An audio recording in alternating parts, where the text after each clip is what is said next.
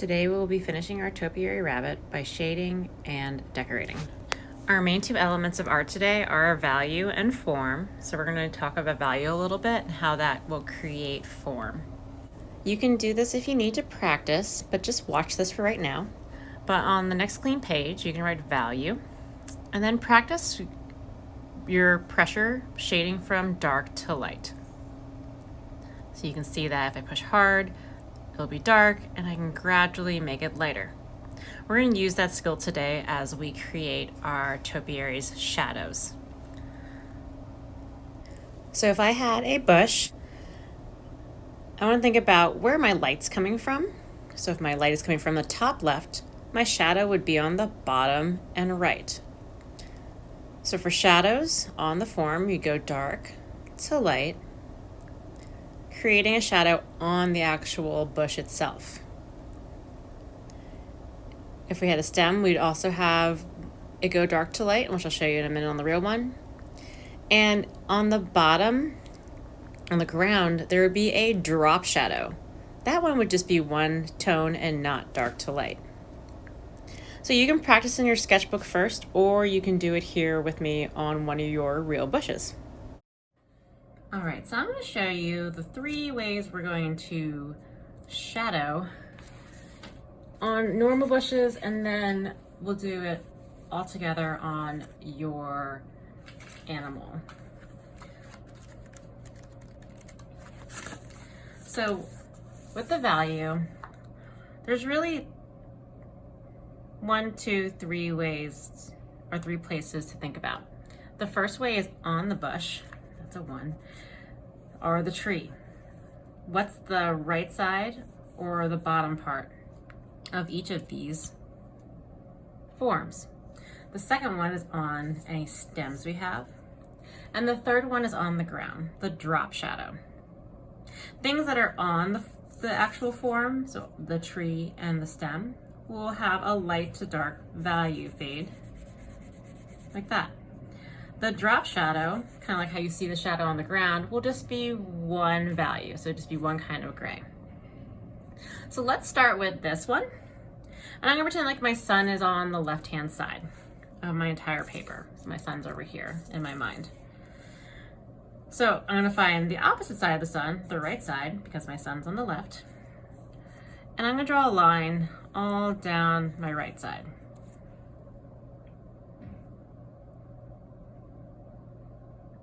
I'm also going to draw it under. So I'm going to draw a line under. So right sides and under, right sides and under. I'm also going to do it on my stem or trunk too, on the right side. And I'm not going to do under because that's where the drop shadow is going to go.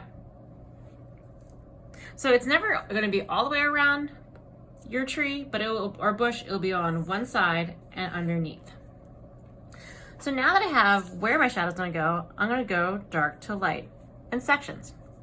So I'm gonna go dark to light, and kind of blend them together. Dark to light, dark to light, dark to light. So it kind of fades and leaves the rest of the tree green. Dark to light, and the trunk, dark to light. All right. So now I have my first kind of shadow on the green part, my second kind of shadow on the trunk, and then I need my bottom shadow, which is the drop shadow. The drop shadow is going to be more on the right side of the ground from the tree. So I'm gonna go ahead and do kind of a boxy looking drop shadow, because this is the shadow that would be cast by the tree. So let's try that again on one of these more rounded bushes. Let's find all the right sides and the bottom on the bush. Not, if you go outside the bush a little bit, it's okay. Right side and the bottom. And then on the stem or the trunk, let's find the right sides. Here's the right side. Here's the right side. Then, you guessed it, you go dark to light. In little sections, dark to light. And by doing it in little sections, you follow the shape of the bush. Dark to light, dark to light, As long as that dark line isn't just like a straight line and it has a little bit of this kind of fading, you're in good shape. All right, then I need my drop shadow. All right, so now let's do the animal. All right, so for my bunny, let's find the right sides of my bunny. Let's start with the most obvious, this whole right side. Let's draw a line on this whole right side of the bunny.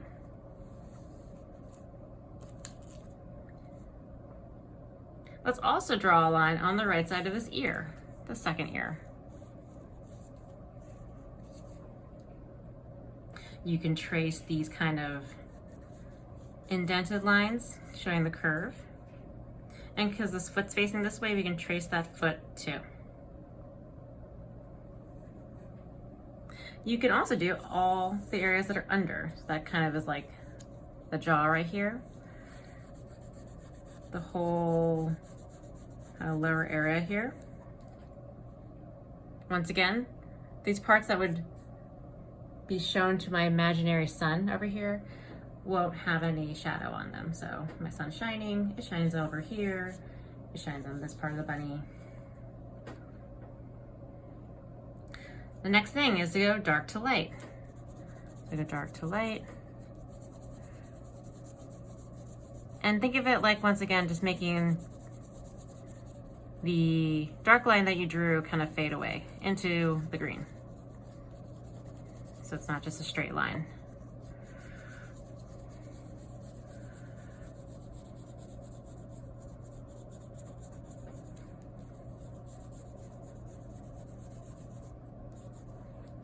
We could do it right here too for the tail, because the tail would kind of curve inwards like a weird shaped sphere.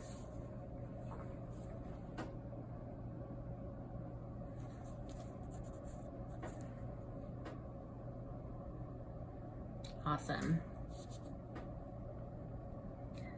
We can pause now if we need a second to work what's shadowing, but remember, think on the bushes, on stems. Oh, and we need our drop shadow on the ground. I almost forgot. Good thing I had my little diagram here.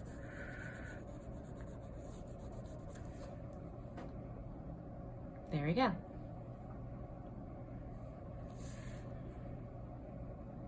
Pause here when you're ready. The next thing we're going to talk about is paint and decorations. All right, let's talk about paint. So you have paint, you have a water cup and a paper towel. You're only getting the primary colors in white because we can make secondary colors out of that. Remember, it's up to you how you want to decorate your bush and your topiary. You can do flowers, you can do fruit, you can do lights, you can do other decorations. That is up to you. But quick, let's review how to make different colors and how we should behave when we're using our paint. So the first thing to remember is that whenever you change a color, you should wash your brush and wipe it on your paper towel to make sure that your brush is clean. If you want to mix colors, you should scoop paint and put it into a different location on your plate. So let's make some secondary colors so you know how to make them. So I'm going to take some red, scoop it, and then I want to get some blue. So I need to wash my brush, wipe it on my paper towel. I'm going to scoop some blue, mix it together, and we get purple. That's one of my first secondary colors. Look how I did it in between my red and my blue, so I remembered how I made it. Let's wash our brush. I'm going to make whatever red and yellow together are. Because yellow is a lighter color, I'm going to put more yellow than red. Wash my brush, dry it, take a tiny bit of red, mix it in, and I get the secondary color orange. Let's wash my brush and do the next combo. Wipe it. Let's take some yellow, wash my brush, wipe it, and some blue, just a dot, because yellow is not a very strong color, and mix it together to make our third secondary color, which is green. So yellow. And also if you want to do white, remember to pick it up, put it in another location. White is also not a very strong color, so if you add color to it, just a tiny bit, and you get colors like pink, or you could get kind of a nice violet. Let's do that. But I should hear a lot of washing of the brushes, see a lot of wiping, and careful mixing to achieve different colors. You want to try to keep your paints kind of separate so they don't get muddy. And then let me show you how I'm going to start painting mine. You can paint yours different, but think about what you want to do when it comes to flowers or fruits or decorations. For this next part, you can start decorating if you have your paint, or you could watch what I'm doing if you need some ideas or you need to see how I do certain designs. All right, I took my animal out of the way for just a second so you can see two examples of things you could do. And then, of course, you can do these things on your animal too. So one thing I would want to do maybe are flowers. So you can do like the centers of flowers.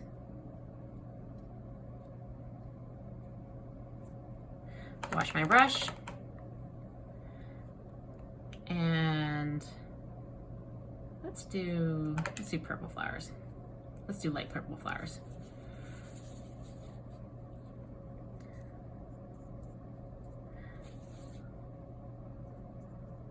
And they don't have to be like perfect. In fact, I kind of like them painterly like this.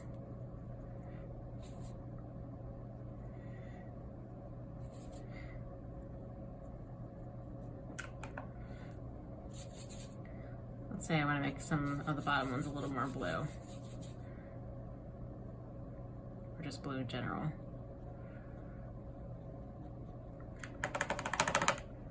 You could also do, if you did like holiday lights, I like to kind of draw before I paint,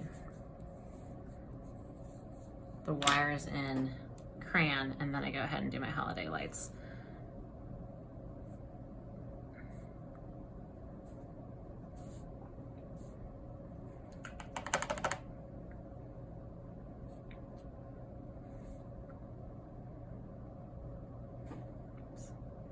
Didn't wipe my brush very well.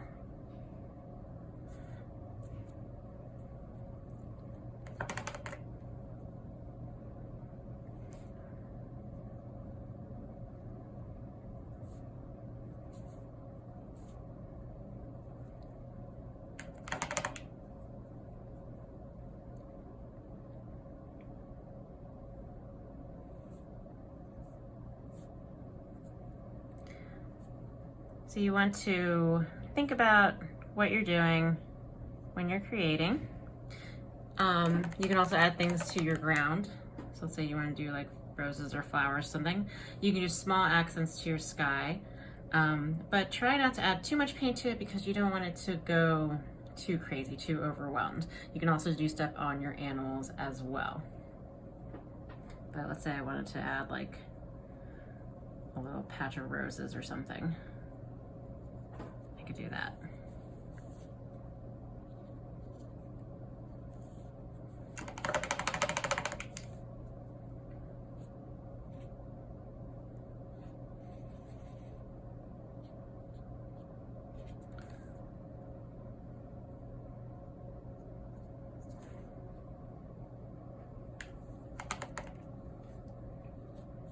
All right, and then do your animal too.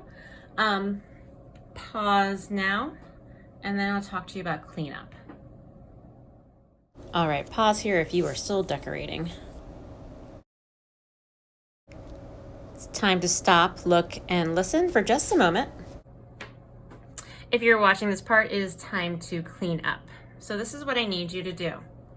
These two things, your brush and your water, are going to go into my germ jail. Your paint and your paper towel are going to throw it away, and then I'm going to put your picture on the drying rack. So I need everyone to stop what they're doing.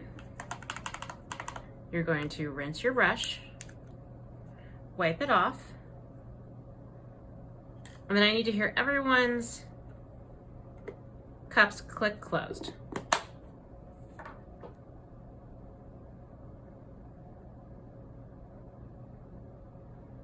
How about when you're done, hold your brush in the air so I know you're ready, because it's nice and dry. All right, so the next thing I need you to do is take your paper towel and I need you to put it on top of your plate.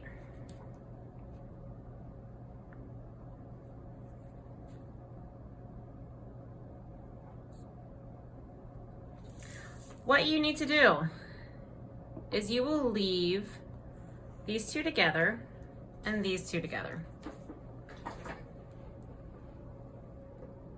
When I call you, I want you to bring up your painting and your plate to me like this, with your paper towel on top.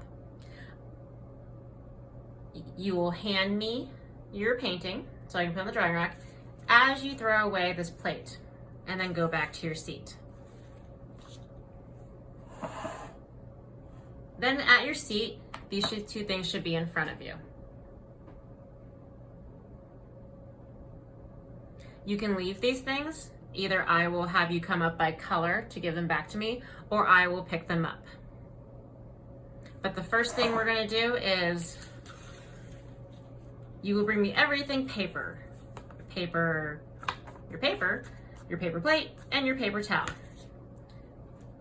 Everything needs to go in the germ jail will be second. Pause here. I'm going to organize it like this. First do this. Second, we'll do this.